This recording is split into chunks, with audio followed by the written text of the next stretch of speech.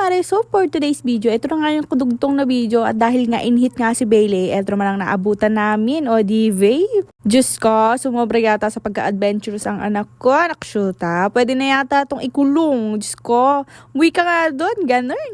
Ay, huwag kayong mag-alala, napakadaming nag-comment sa video na to, hindi po maabot-abot, ay nako. Dahil nga in-hit siya ay wala tayong magagawa at sa mga nagtatanong kung baby pa daw po siya, ay hindi na po siya baby dahil pa 3 years old na po siya, oo mga mare. Hindi lang halata at wag din kayong mag-alala dahil ang tatay ni Bailey ay dashhan din, o divi. Ayan na nga pala yung baby cast ni Skyers, nasa new family na niya, nasa new for parents at ayan ang kanilang anak, o diba? Mukha naman siyang masaya at may spoiled siya sa kanyang bagong mommy cast, oo. Syempre mga mimakal, sa mga gusto pa ng puppies ay pwede na po kayo mag-PM sa aking Facebook page. At dahil nga naikwento ko sa inyo na nagne-nail tech na nga ang mimakals ninyo ay syempre hindi mawawala ang malalambing na i-test. May kliyente nga pala ako ngayong time na ito at Diyos ko mga mima, hindi ko na nabidyohan yung pagkatapos ay medyo nalibang ako dito kay Bailey sa totoo lang.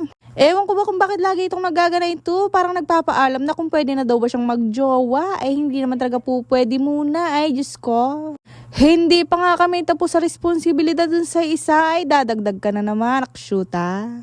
At eto na nga ang mga pangyayari na talagang sinisilip-silip niya ang nakatali doon. Ay, hindi siya mapakali sa lagay na yan. Sinasabi ko naman sa inyo mga mimakals, ganyan talaga siya pag in-hit. Siyempre wala tayong magagawa, ganyan talaga, magtingin na lang kayo muna kasi nakatali doon sa labas yun. At dahil nga sinasabi ko sa inyo, ayan, iniintay ko ang aking kliyente for today's video at ayan ang aking mga kagamitan, o diba? Habang nagiintay ako ay nagiintay din tong dalawa sa pag-champ ko paglabas ay may magwo-walk-in client kasi for today's video para sa kanyang nails, o diba?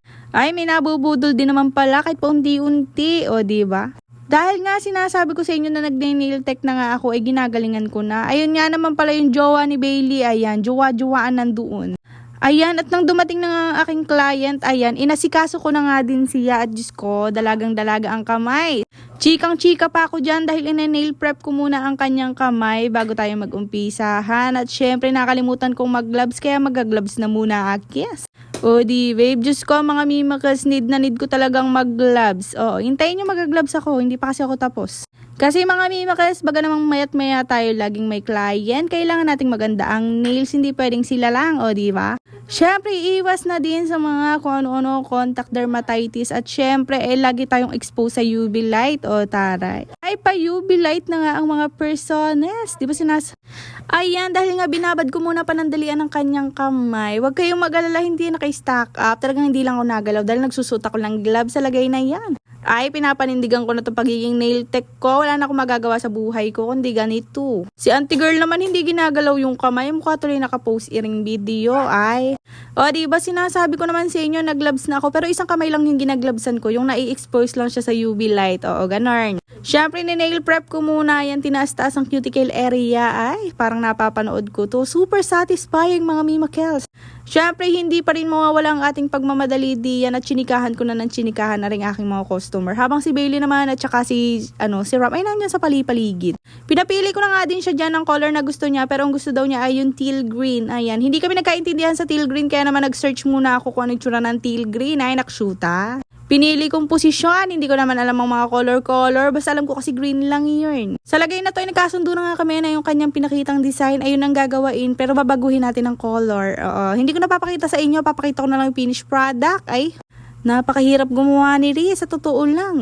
Ngayon lang ako nagbablog ng pang nails, hindi pa ako marunong masyado, wag kayong mag-alala, ipo-focus ko dyan. Yung nakikita nyo pala sa dulong pumapayipayipoy si Bailey yun. At ayan na nga ang kanyang before at syempre hindi ko din naman nabidyohan yung after. Ayan. Nilagyan ko na siya ng dehydrator and primer tapos sunod-sunod na yan hanggang sa naidikit ko na ari, o diba? Nang naidikit ko na ay eto na ang kanyang finished product, picture na agad, o diba? Ganun siya kabilis. Syempre si Hasbi naman ang ating next target for today's video, o diba?